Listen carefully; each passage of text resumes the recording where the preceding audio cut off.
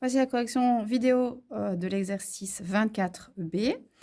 On va vous demander de rechercher le mode de transmission de l'allèle qui va déterminer la présence de la maladie, ici, syndrome de Lowe, qui est une maladie héréditaire qui provoque, vous voyez, une déficience mentale, des troubles rénaux et une opacité des cristallins.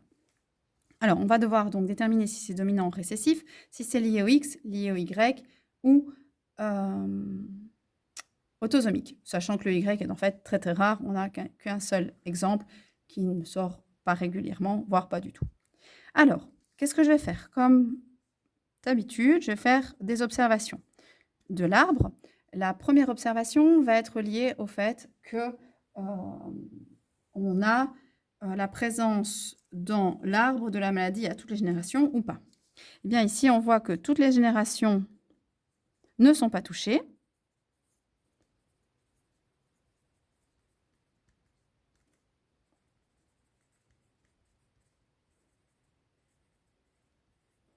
Et finalement, il y a peu de personnes atteintes.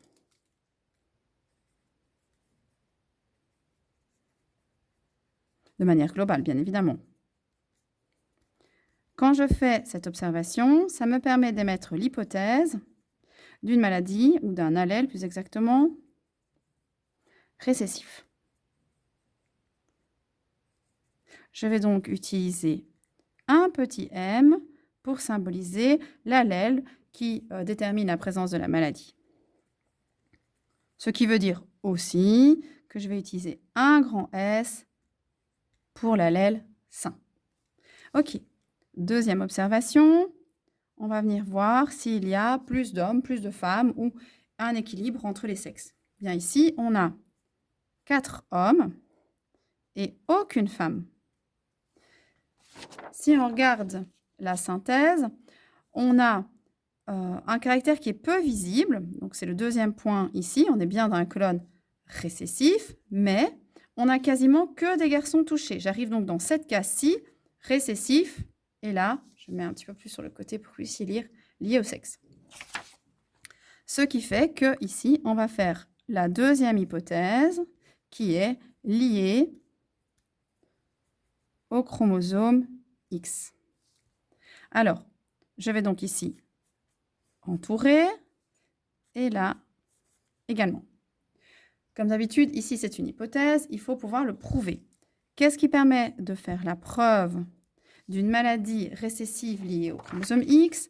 Donc je viens dans récessif, lié au chromosome X, je suis ici.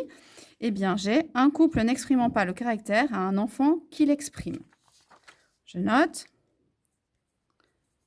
un couple qui n'exprime pas le caractère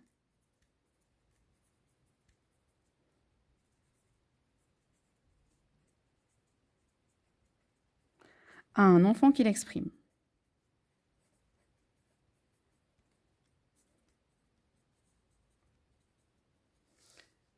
Alors, il faut donc que je cherche ceci. Eh bien, j'ai ici cette partie de la famille qui répond à ça. J'ai bien l'individu 3,1 et l'individu 3,2 qui n'expriment pas le caractère. Et eux, pas de bol, ils ont même 2 enfants qui expriment le caractère, le 4,1 et le 4,2. Donc, on va pouvoir utiliser cette partie de la famille pour vérifier. Donc, je vais mettre ici, je n'ai plus beaucoup de place, sinon je prendrai une feuille annexe. Je prends donc l'individu 3,1 et l'individu 3,2. Hop. C'est lié au sexe, donc je vais me laisser un peu de place. J'ai ici un homme, j'ai une femme, j'en ai besoin pour pouvoir analyser quand c'est lié au sexe. Et là, j'ai mon individu 4,1 qui est un homme, mon individu 4,2, et puis bon, le reste de la famille, là par contre, ne m'intéresse pas puisqu'elle ne rentre pas dans cette recherche de preuve. Bon, mon individu 3,1, c'est un homme, XY. 3,2, une femme, XX. 4,1, je vais mettre ici XY, et de nouveau XY pour le 4,2 que je mets ici sur le côté pour avoir plus de clarté dans la résolution. Alors, ici, mon individu 3,1, la case n'est pas noircie, il n'est pas porteur de symptômes de la maladie. On va mettre X grand S.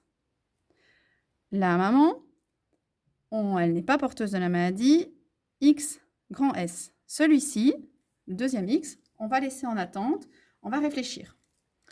Mon individu, là, la case est noircie, ici aussi, ils sont donc porteurs de l'anomalie. Ils ont donc X, M, XM. Il faut donc expliquer d'où vient ce XM et d'où vient le Y. Bon, le Y, c'est pas dur. Il n'y a que papa qui peut le donner, bien évidemment. Hop, on fait comme ça. C'est papa qui donne le Y. Mais le XM, d'où vient-il? Il n'y a qu'une seule possibilité. Il vient de maman. Est-ce que c'est possible? Ben oui, je vais remplacer mon petit point ici par un M. C'est possible. Maman n'exprime pas la maladie puisqu'elle a un X grand S qui va s'exprimer puisqu'il est dominant. Et le XM ne l'est pas. En fait, maman est ce qu'on appelle une porteuse saine. Donc, cet arbre me permet de faire la preuve ici que la maladie, est bien récessive et liée au sexe. On va écrire ici quel individu permettrait, par exemple 3,2, elle est porteuse saine. Alors, bien évidemment, ici, je réduis la justification, il faut faire l'ensemble de la preuve. Pour le gène est porté par un chromosome sexuel justifie, de nouveau, on peut utiliser cette famille. Alors, il faudrait l'écrire ici, hein, et je ne fais pas tout recopier. Cette famille, tchoum tchoum, hop, avec mon individu 4,1 et 4,2 pour faire la preuve du fait que l'hérédité est bien ici liée au chromosome X. On me demande ensuite le génotype de l'individu 2,2. Alors, c'est donc cet individu-ci. La première chose, c'est que cet individu est XY. S'il est XY et qu'il ne présente pas de symptômes, une seule réponse est possible. Je ne sais pas si vous arrivez bien à lire, parce que je suis un peu dans la consigne. XSY. Je vais le réécrire ici pour plus de facilité, pour que ce soit en dehors de la consigne. Alors, quelle est la probabilité pour l'individu 3,4 et 3,5 d'avoir un enfant malade? Alors, on va prendre une feuille annexe puisque je n'ai plus de place sur celle-ci. Hop, je remonte un peu. On va donc étudier l'individu 3,4 et l'individu 3,5. J'ai une maladie liée au sexe, j'ai donc besoin des sexes de l'individu. Ici, mon 3,4, c'est une femme dont la case n'est pas noircie. Mon individu 3,5, c'est un homme dont la case n'est pas noircie non plus. D'accord? Et ils ont déjà un enfant, qui est un garçon, qui est l'individu 4,4. Et ce garçon n'est pas porteur de symptômes de la maladie. Attention, pour pouvoir travailler, donc ici, je n'ai pas beaucoup d'informations. Hop. Je vais devoir reprendre en considération le fait que cet individu 3,4, il a un frère, elle a un frère atteint, qui est l'individu 3,3. Ça veut dire que cet individu-là, il est comme ceci. Cette dame que j'étudie, elle a un grand S, on le sait, puisqu'elle ne présente pas de symptômes. Lui, pareil. Ici, pareil. Mais cette dame-ci, son deuxième X, j'en sais rien. Elle pourrait être aussi bien ceci que cela.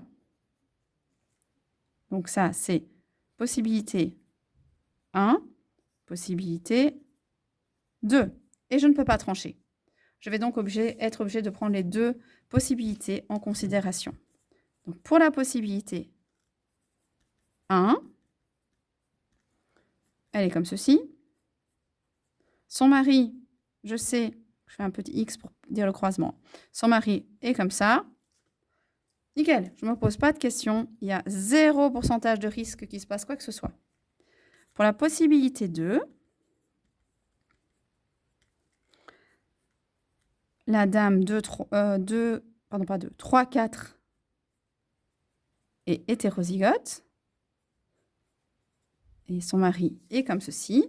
On fait le diagramme de Punnett. Je prends donc mon individu 3,5 et je réfléchis à ce qu'il peut donner. X grand S Y. Mon individu 3,4 peut donner XS, XM quand on étudie la deuxième possibilité. Puis je fais le croisement.